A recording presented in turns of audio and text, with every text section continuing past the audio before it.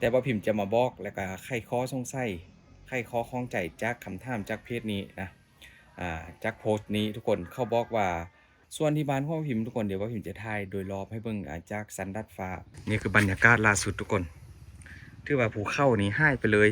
ตอนนี้กับปกคลุมไปด้วยควันไฟหรือว่าฝุ่น PM สบายดีสวัสดีครับทุกคนห่างหายไปนานกับซองข้องสาวสดแสบหนัวทุกคนอ่าก็พิมพ์กะกลับมาทำคลิปนะทุกคนเพราะว่าถ้าจะทำให้ซาวโซกะช่วงนี้ซาวโซกะติดภารกิจอย่างหนักทุกคนนะไปทำงานอยู่ต่างจังหวัดเป็นเดือนกันเลยไปแต่ละรอบก็ถือว่าบ่มีเวลาได้ถ่ายคลิปทำคลิปแต่ว่ามื้อนี้ก็อยากจะมาบอกทุกคนว่า การทำคลิปอาหารนะทุกคนเรื่องว่าพิมพ์ข้อเบาเรื่องข้องราคาสินค้ากันขึ้นราคากันก่อนทุกคนมืออื่นหรือว่าพรุ่งนี้อยู่ที่เมืองลาวราคาสินค้าจะขึ้นแบบหูข้าวมาไว้ว่ามันจะโหดทุกโหดที่สุดแล้วก็เป็นตะยานไล่ว่าพิมพ์ได้ไปเห็นโพสต์หนึ่งมาจากแอปหนึ่งของเมืองไทยแหละเป็นแอปที่ว่าเป็นช่องทางที่แบบคนติดตามเยอะเลยเข้าตั้งคำถามอยู่นี่เลยทุกคนเห็นบอกนี่พอพิมพ์ขึ้นได้เบิ้งเลยเขาถามว่าประมาณว่าค่าของซีฟอยู่ที่เมืองลาวอยู่ประเทศลาวมันแพงขนาดนี้บ่ฮู้ว่าคนลาวพี่น้องชาวลาวใช้ชีวิตกันยังไงอยู่กันได้ยังไงอันนี้ว่าพิมพ์จะมาตอบประเด็นนี้เลยว่าเดี๋ยวมื้ออื่นพรุ่งนี้ฮู้เรื่องกันแน่นอนทุกคนเรื่องอาหารการกินเครื่องใช้ของช้อยทุกอย่างราคาสินค้าทุกอย่างที่นำเข้าจากประเทศไทยโดยเฉพาะก็คือสินค้าจากประเทศไทยเลยเพราะว่าคนไทยเพราะว่าคนลาว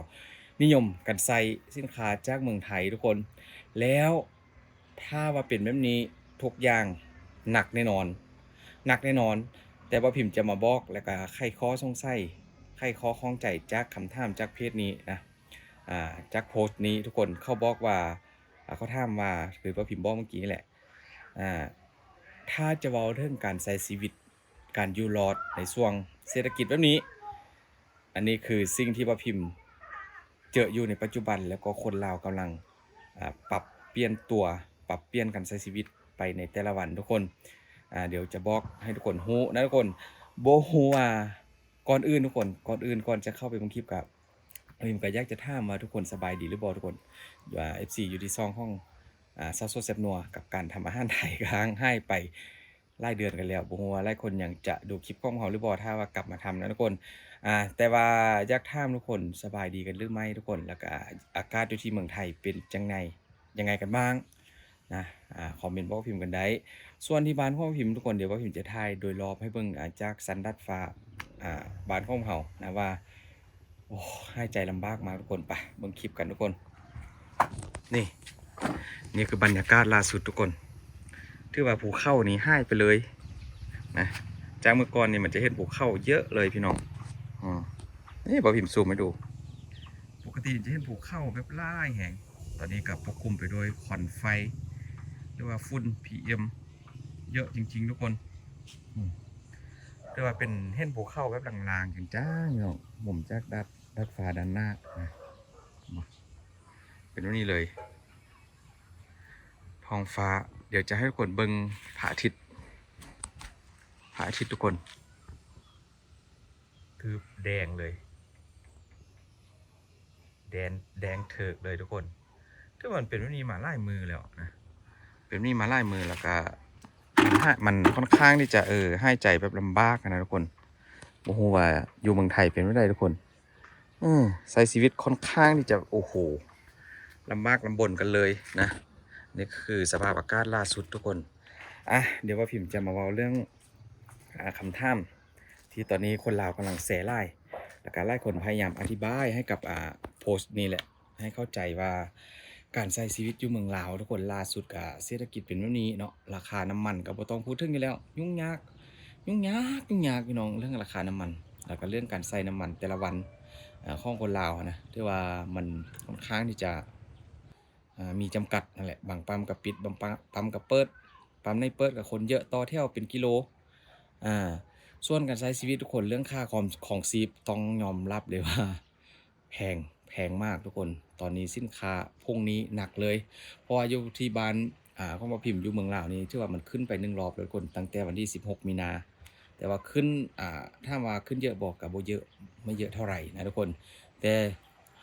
ได้ยินมาว่าพรุ่งนี้จะหนักเลยวันที่1มีซ่าเดี๋ยวจะเอามาเบิ่งว่ามันจะขึ้นเท่าไหร่ทุกคนแล้วการใช้ชีวิตก็คือจะเข้าใจง่ายเลยทุกคนชีวิตเราทุกวันนี้ก็คือแบบต้องการเงินอย่างเดียวเพราะฉะนั้นก็คือคนลาวตอนนี้ทำงานอย่างเดียวซ่องอย่างอาจจะบ่พอใช้จ่ายถ้าว่าผู้ใดมีครอบครัวหลายคนอยู่กันหลายคนค่ากินค่าอยู่มันแพงค่าน้ำค่าไฟอะไรก็ขึ้นหมดนะน้ำมูกน้ำมันทุกคนแล้วคนลาวก็เลยว่าส่วนใหญ่ก็คือทำงานให้เยอะขึ้นทำงานเยอะขึ้นหลายกว่าเยอะกว่าซ่องอย่างนะทุกคนทำอะไรก็ได้ให้มันได้เงินในแต่ละวันเพื่อจะไปซื้อเข้าวของเครื่องใช้อาหารการกินจากสมมติว่าก๋วยเตี๋ยววันนี้3 นึงกับประมาณสัก30 บาทสมมตินะทุกคนเดี๋ยวพรุ่งนี้อาจจะขึ้นเป็น40 บาทประมาณนั้นถือว่าขึ้นเป็นแบบมันไล่แห่งกันนะทุกคนมันไล่แท้ๆเลยแหละแล้วต่อไปก็คงจะห้าวิธีในการเก็บเงินห้าเงินเก็บเงินจ่ายเงินชีวิตมันก็จะวนเวียนไปแบบนี้หรือว่าใส่ชีวิตแบบทำงานไล่กลัวการใช้เงินนะพอใช้เงินกับแป๊บเดียวก็หมดต่อไปนี้อาจจะเป็นแบบนี้คนลาวก็เลยว่าจะใส่ชีวิตแบบหาเงินให้ไล่ขึ้นไล่จริงๆว่าผมก็เชื่อว่าวิธีนี้ก็อยู่ที่เมืองไทยก็กำลังทำเยอะทำไล่คนอยู่นะทุกคนเพราะว่าเขาเฮ็ดอาชีพเดียวหรือว่ารายได้เข้าช่องทางเดียวมันบ่พอแน่นอนถึงว่าจะมีเงินเดือนเป็นหมื่น20,000 30,000ก็ตามแต่ถ้าว่ายังเป็นแบบนี้อยู่เศรษฐกิจวิกฤตโลกยังเป็นแบบนี้อยู่ก็คืออ่าการปะทะกันนี่แหละอยู่ต่างประเทศนะทุกคนเพราะว่าตอนนี้ก็มันสร้างความเดือดร้อนไปทั่วเนาะสินค้าเนี่ยก็แพงหมดขึ้นราคาหมดโดยที่บ่มีเหตุผลเลยเหตุผลเดียวก็คือนั่นแหละน้ำมันนะน้ำมันแพงสุดๆจึงได้ก็อยากจะให้ทุกคนรู้ว่าคนลาวตอนนี้ก็คือใช้ชีวิตแบบเอาแบบสุดๆเลยก็คือประหยัดให้ได้หลายที่สุดแล้วก็ทำงานให้ได้เยอะที่สุดประหยัดให้ได้หลายที่สุดทำงานให้ได้เยอะที่สุดเพราะว่าอาหารการกินผักมี4 ใบเนี่ยมันก็แพงหมดทุกคนแพงจริงๆนะบ่พิมพ์ยอมรับเลยว่ามันแพงหลายอ่าเดี๋ยวพรุ่งนี้จะมีหยังเกิดขึ้นราคาสินค้าจะขึ้นมากี่บาทกี่กีบเดี๋ยวพิมพ์จะอัปเดตให้เบิ่งทุกคนส่วนเรื่องการเฮ็ดคลิปอาหารนะทุกคนต่อไปก็เป็นเรื่องของการเฮ็ดคลิปอาหารขอบอกจากใจเลยทุกคนในช่วงนี้นะพวกเรากันยังเป็นช่วงที่แบบสร้างเนื้อสร้างตัวแหละก็น่าจะพูดถึงเนาะ FC หลายคนที่ว่าติดตามพวกเรามานานมาดนก็อาจจะฮู้ว่าเป็นหยังจึงสร้างเนื้อสร้างตัวเพราะว่าเราก็หากันย้ายบ้านใหม่เด้หาเงินมาสร้างบ้านไปนำหาเงินมาสร้างบ้านไปนำแล้วก็ทั้งกินทั้งอยู่ทั้งใช้จ่ายทุกอย่างก็คือบ่พิมพ์เซาโซนะเป็นเสาหลักต้องได้อดทนก่อนเดี๋ยวถ้าว่าทุกอย่างเซาโซกลับมาจากต่างจังหวัดเพราะว่าเซาโซไปแต่ละทีก็เป็นเดือนทุกคนไป3 รอบแล้วเทื่อละไปรอบหนึงก็1 รอบก็1 เดือนนะเดี๋ยวรอถ้าเซาโซกลับมาก็คงจะต้องวางแผนใหม่ว่าจะเอายังไงกับซองนี้นะครับซองอาหารของเซาโซแต่ยังไงก็จะคุกคีอยู่เกี่ยวกับอาหารไทยนี่แหละเพราะว่าชอบอยู่แล้วนะทุกคนประมาณนี้ทุกคนกับการอัปเดตนะสิ่งที่บ่พิมพ์อยากจะมาบอกกับซองของเซาโซเพราะว่าเงียบไปเป็นเดือนแล้วนะหลายเดือนแล้วแหละ บ่ว่าทุกคนยังจะคิดถึงพวกเขาหรือบ่นะจังได๋ก็ขอทักทายสบายดี FC หมู่ทุกคนทั้งเก่าและใหม่ที่เข้ามาติดตามเดี๋ยวมีหยังจะบ่พิมพ์จะขอทำคลิปอัปเดตเรื่องสถานการณ์วันนี้ไปก่อนก็แล้วกันนะทุกคนแล้วก็ถ่ายคลิปหลายๆแบบให้ทุกคนได้เบิ่งอยู่ในซองนี้ทุกคนเพราะฉะนั้นก็ FC คนใหม่เข้ามาก็ช่วยกดติดตามกันได้เด้อทุกคนเดี๋ยวเจอกันคลิปต่อไปสภาพอากาศอยู่ที่เมืองไทยเป็นยังไงแต่ละจังหวัดของ FC อยู่คอมเมนต์ว่าพิมพ์กันได้นะยังไงก็รักษาสุขภาพกันได้ทุกคน ช่วงนี้อากาศเปลี่ยนอะไรก็เปลี่ยนไปหมดเศรษฐกิจก็เปลี่ยนราคาสินค้าอาหารการกินเปลี่ยนไปหมดเพราะฉะนั้นเราต้องปรับตัวให้ทันอยู่กับมันให้ได้ทุกคนขอบคุณหลายๆเด้อที่ยังติดตามพวกเราทุกคนโชคดีเด้อขอบคุณหลายๆ